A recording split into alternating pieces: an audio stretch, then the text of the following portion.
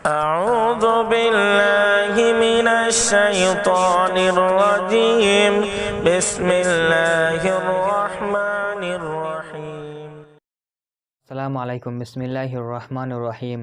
আজকের এই ভিডিওটিতে আমি ঈসা আলাইহিস সালাম এবং একটি জামা কাপড় চুরি করা ধোপার ঘটনা জানতে চলেছি, যা শুনে আপনার মন ছুঁয়ে যাবে ইনশাআল্লাহ। তাই ভিডিওটি একেবারে শেষ পর্যন্ত দেখবেন। মরিয়ম পুত্র হযরত ঈসা আলাইহিস সালাম ছিলেন বনি ইসরায়েলের সর্বশেষ নবী এবং কিতাবধারী রাসূল। তিনার উপর ইনজিল নামক কিতাব নাজিল হয়েছিল। তিনি ছিলেন পিতাবিহীন বিশ্বের প্রথম নবী। একদিন হযরত ঈসা আলাইহিস সালাম এক গ্রামে গেলেন। গ্রামের লোকেরা ওনার কাছে অভিযোগ করল, হে আল্লাহর নবী, এই গ্রামে এমন একজন ধোপা আছে যে কিনা কাপড় চুরি করে এবং বদলেও ফেলে। তার আচরণে আমরা সবাই অতিষ্ঠ হয়ে পড়েছি। সে আমাদের খুব কষ্ট দিচ্ছে। এখন সে কাপড় ধৌত করতে গিয়েছে, তাই আপনি তার জন্য বরদোয়া করুন যেন সে ওখানেই ধ্বংস হয়ে যায়।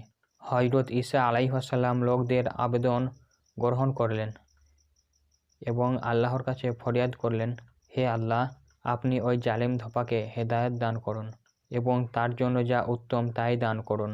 এদিকে সন্ধ্যায় ধোপা তার কাজকর্ম সেরে ঘরে ফিরে আসলো। ফলে লোকেরা হযরত ঈসা আলাইহিস সালামের নিকট গিয়ে বলল, হযরত, আপনি কেমন বরদোয়া করলেন যে সে তো সহি সালামতে ঘরে ফিরে আসলো। হযরত ঈসা আলাইহিস সালাম ধোপাকে জিজ্ঞাসা করল, আজকে তুমি কি কোনো নেক আমল করেছ? ধোপা বলল, উল্লেখযোগ্য এমন কিছু করিনি, তবে একজন অসহায় ক্ষুধার্তকে আল্লাহর ওয়াস্তে 2টি রুটি দিয়েছি এবং সে খুশি হয়ে আমার জন্য দোয়া করেছে। সে মুহূর্তে আল্লাহ তাআলা হযরত ঈসা আলাইহিস সালামের প্রতি ওহী নাজিল করলেন, হে আমার প্রিয় নবী, ধোপার পুঁটলিটি খুলে দেখো। হযরত ঈসা আলাইহিস সালাম তার পুঁটলি খুললে সেখান থেকে একটি কালো বিষাক্ত সাপ বেরিয়ে আসলো এবং সাপটির মুখ ছিল সিপিবদ্ধ। হযরত ঈসা আলাইহিস সালাম সাপকে লক্ষ্য করে বললেন, হে ক্ষতিকর প্রাণী, আল্লাহ তাআলা তোমাকে এই ধোপাকে ধ্বংস করার জন্য প্রেরণ করেছিল, তুমি একে কেন রেহাই দিলে? সাপ আরজ করল, হে আল্লাহর নবী, আমি ওকে দংশন করতে চেয়েছিলাম, কিন্তু আল্লাহর ওয়াস্তে তার 2টি রুটির বরকতে ফারিস্তাগণ আমার মুখে ছিপি লাগিয়ে দিয়েছেন, যাতে আমি ওকে দংশন করতে না পারি।